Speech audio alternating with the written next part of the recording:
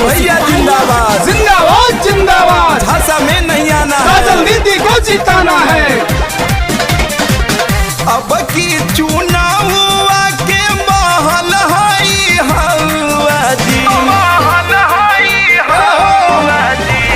अब की चुनाव के महल हाई हवा जी। काजल गोस्वामी के जी दई हाय चाची, पंचायत समिति नहीं हाय दीदी। बहनोरा पंचायत के हाथिन हो का जाला दीदी, हाथिन हो का जाला दीदी। बहनोरा पंचायत के हाथिन हो का जाला दीदी। क्रम संख्या के ना भूलई हाय चाची, नारियल बाबा टानादा वही हाय दीदी। पंचायत समिति नहीं हाय दीदी।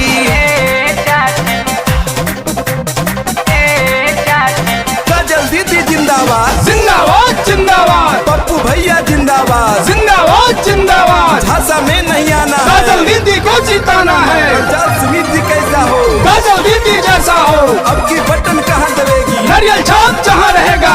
सागर रिकॉर्डिंग स्टूडियो मरहा गोरानी गया। यहाँ वोट हो के एकजुट कारी हाँ विचार हो। साफ सुथरा हाथिन काजल दीदी, नीमन है व्यवहार हो, नीमन है व्यवहार हो। यहाँ वोट हो के एकजुट कारी हाँ विचार हो। साफ सुथरा हाथिन काजल दीदी, नीमन है व्यवहार हो।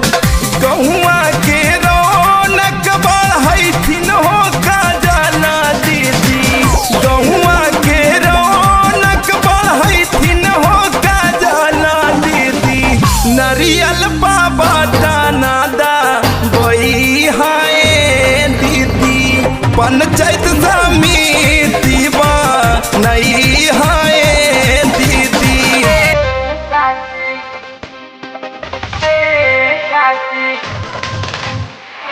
पंचायत समिति नहीं हाय दीदी।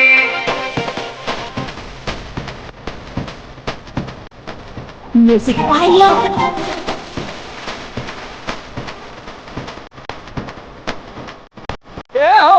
नोट पर न वोट बेचिहा भैया हमारे हो।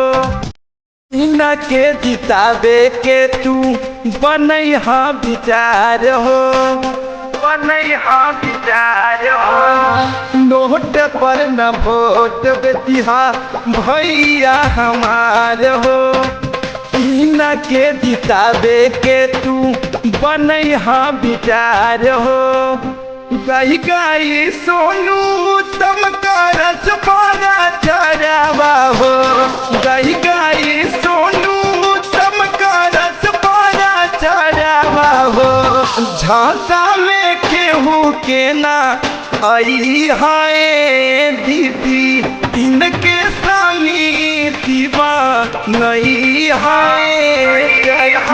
आशा में नहीं आना है और इस बार बड़ोरा पंचायत से पंचायत समिति काजल गोस्वामी जी को बनाना है। काजल दीदी जिंदाबाद जिंदाबाद जिंदाबाद। पप्पू भैया जिंदाबाद जिंदाबाद जिंदाबाद। झांसा में नहीं आना है, काजल दीदी को जिताना है। पंचायत समिति कैसा हो, काजल दीदी जैसा हो। अब की बटन कहाँ दबेगी, नारियल छाप जहाँ रहेगा।